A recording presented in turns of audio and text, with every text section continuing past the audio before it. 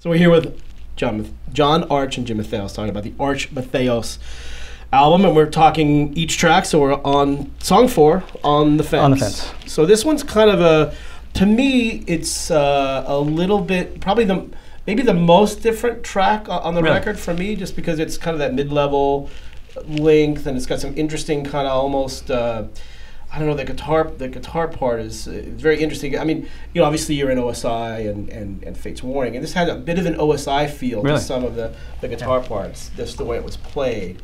And that kind of made it interesting to me. So, and I guess you're writing this was the 4th song you wrote, right?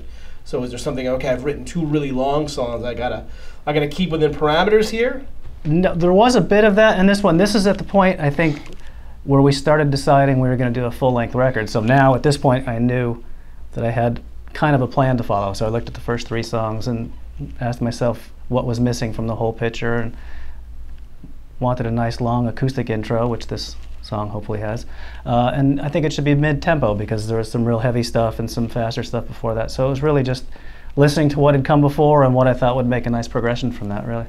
Yeah. And then the title, On the Fence, where is that going or coming? On the fence. Well, sometimes we all get ourselves in a bind or reach a junction in our life where we just don't go forward, we don't go backwards, we sit on the fence, and we don't know which way to go until we figure it out. And now, was there any sort of message in the fact that it's kind of the middle track on the record? So do you have that kind of On the Fence being the middle track of the record? I never thought of that. Do with it? That's great, Brian. Good job. I'm playing psychologist now. I know, right? Never thought of it that way. This song, funny you mentioned OSI.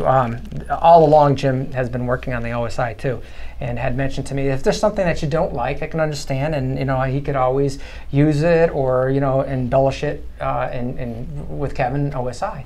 And this song was probably one of the songs that when I first heard it, I was on the fence about it. I really didn't know which way. Constant theme. Yes, I was kind of thinking about it, but eventually I came to. I loved, your drums weren't quite like Bobby changed it up a little bit, but it had like a John Bonham feel to it. Really hooky, overlapping guitars. Had a lot going on there, so I liked the song.